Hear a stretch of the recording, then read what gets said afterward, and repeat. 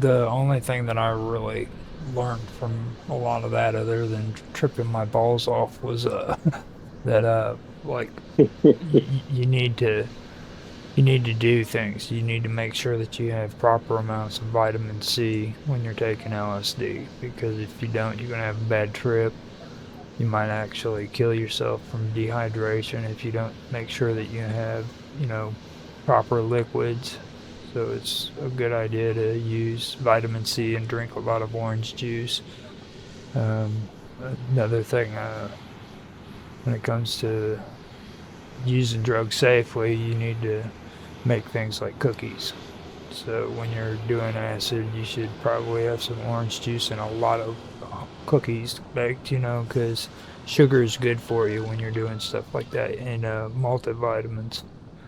Um, and a lot of people don't like doing that because it a lot of people believe that it like cuts the high in half, but it's better to be safe than sorry. There's a lot of people who die because they don't think that stuff's necessary. So that's when it comes to drugs, that's about all that I can say when it comes to that, because I've been talking to people who are big on the DMT and stuff like that, and they think that they're having spiritual experiences, and I've never had any kind of spiritual experience from a drug. It's always just getting high. So for me, it's really hard for me as a drug addict to believe that people are actually having spiritual experiences rather than just being high and not knowing what being high is. You know what I mean? Um, Yeah. Especially if they don't understand what the concept of being stoned is. If they're trying to intentionally do this stuff so that they can have a spiritual experience, they probably won't understand that it's only being high, you know? Yeah. Yeah. So, Yeah. Yeah. It reminds me of something they said in the Church of the Subgenius, which was, how did he put it? I don't remember the exact words, but it was in the book of the Subgenius, and it said that, drugs don't show you a different reality. Drugs don't give you spiritual insights. They only make you high, mhm. and you're simply drunk as a lord. And we can trigger. The human body is an interesting thing. And I always used to say, we are composed of chemicals, right? And we put chemicals into ourselves. And so we're like manipulating our own body chemistry. All But right. again, if you have like an experience where the brain is flooded with these chemicals, this might be very similar to something that's produced in a mystic state. But if it's just dropped on your head, you have no preparation, it's coming out of nowhere, and you don't have any way to connect it to your previous work and growth.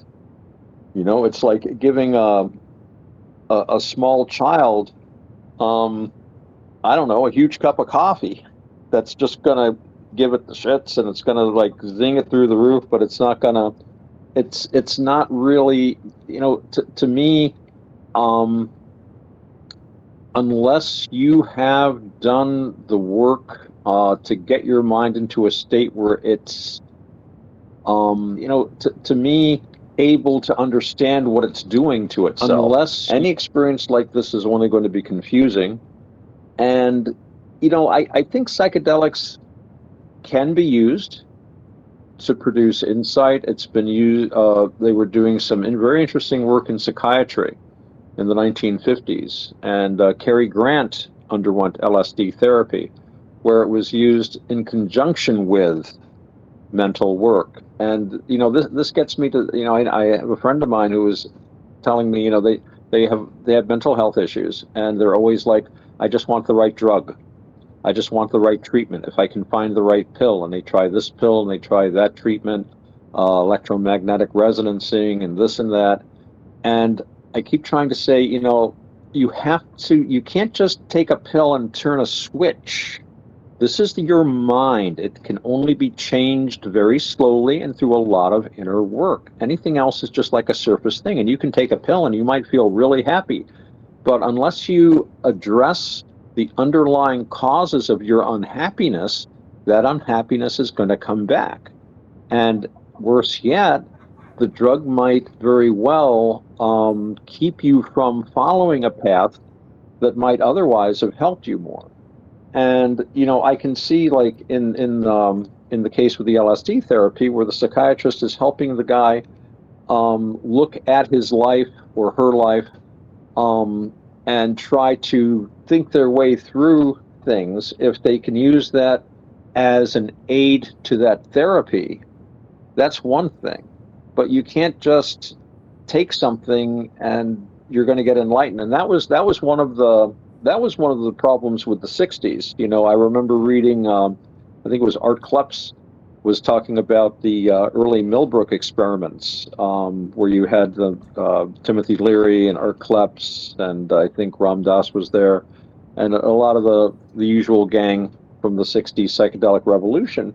And he was saying, we just had this idea that if we could just get high enough, we'd be enlightened. And they would take huge quantities of LSD and other psychedelics. I guess they had this big empty room or something where they would just drop acid for days and days. And they had access. It was legal then, and they had access to huge amounts. And I don't think any of them came out of that particularly enlightened, simply through that alone. It was very.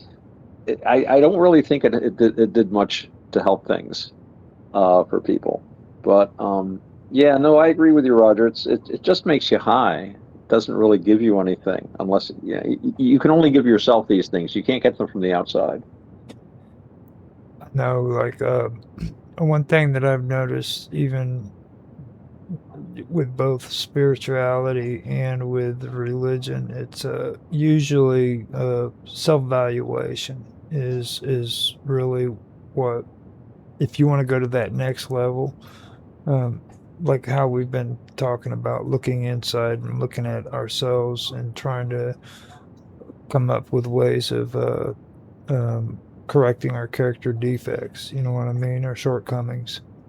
Um, that actually, to me, is what I know actually works. You know what I mean? And like Mhm. when you start changing your behaviors, like you were talking about, that's a big thing. And I think um, a lot of people hate hearing the word moral, or the two words moral psychology, but that's Mm. basically what moral psychology is about. And moral psychology doesn't mean that you go to a shrink and sit down on a couch and spill your guts to them and everything's okay. It's a lot more complicated than all that. It's like you say a Yeah. lot. It's an action word. It's action. That's what it comes down Hmm. to. So, Exactly. Yeah. And action is karma. So we're staying Buddhist here.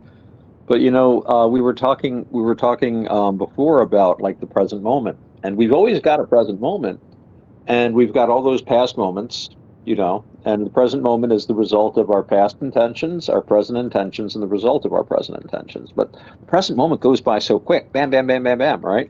yeah. So we're always putting together a new present moment, and when we're out of our own heads, we're just grappling with anything. We keep wanting to build the present moment, and we just tend to have this inertia. It's just this. It's like a momentum from all of these past actions we've done, all of these past bad habits and stuff. We just can't look at them very clearly because, like I said, we define ourselves by this stuff. And you were talking about when you were a heavy metal man. Right. You know, I'm sure that you would not. You wouldn't suddenly just out of the blue say to yourself, "Hey, you know what? Maybe I should get a haircut and get a job, or do Oh whatever no. and stop doing this." No, That's that not no. you, man. You're too cool. That would have been nonsense. I mean, my goodness, nobody in Iron Maiden had short hair. Why would I do that? Yeah, exactly. Exactly. Yeah. And that's the momentum from everything you did. But eventually slowed down enough and took a good look at yourself. Well, plus you don't really look good with long hair and cut up jeans when you're like 45 years old. You just people don't look at you the same, you know. It just all the glitter and the glare is gone. Yeah. You know. And so you have to start wearing pants that doesn't have holes in it. Try to speak English as much as possible, even though you know. So You just got wisdom. You got a little wisdom in your life. well, that's what they call it. I don't know if it's wisdom or not, but you know, I know that it really teaches you a lesson that when you're, especially like the 40s was the real big deal. You know what I mean? Like I Uh-huh. I had a few things left over in my 40s that I needed to get rid of from back when I was younger. Like I had this idea that having a receding hairline was horrible and it didn't look good. So I'd shave my hair off to make sure that I didn't show my receding hairline. And then I was like, man, you know what? By the time I hit 50, I was like, man, stop trying that. Just let your hair grow if you want it. If it doesn't, who cares? You know what I mean? Yeah. Like, who are you Yeah. trying to impress? So, You realize the stuff you thought was important really isn't all that important. right. And I think, like, those people who are in their 30s, they think they're all grown up because they had kids and stuff, you know? They've had a family. But they don't realize, like, that's just halfway there. You know what I mean? Like, Yeah. I don't think I really started settling down until I was like in the later part of my 40s. And then when I hit 50, I was like, whatever. You know, that's like, I'm halfway through a Uh, century, man. What am I trying to prove, you know? uh, it's So, funny, I've read books where I was reading this book about, it was written by a younger person, and he was trying to describe being old, and it was all full of like, oh my God, this is terrible. And it's like, I'm relatively old, and I know I can't do the things I could do 40 years ago. I don't mhm, have the strength.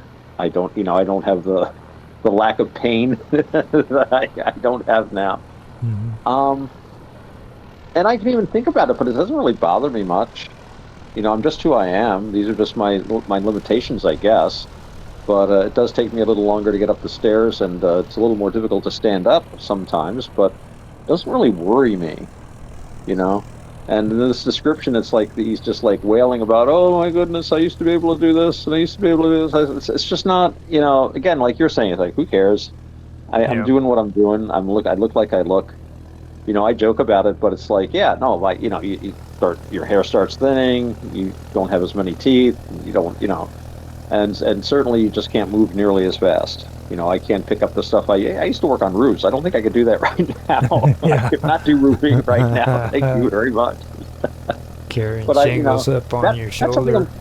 I'm actually kind of glad of that I'm not qualified for that anymore. It's Yeah. like I can't carry that 80 pounds of shingles up the ladder right now. You go ahead. Uh, so You yeah, start.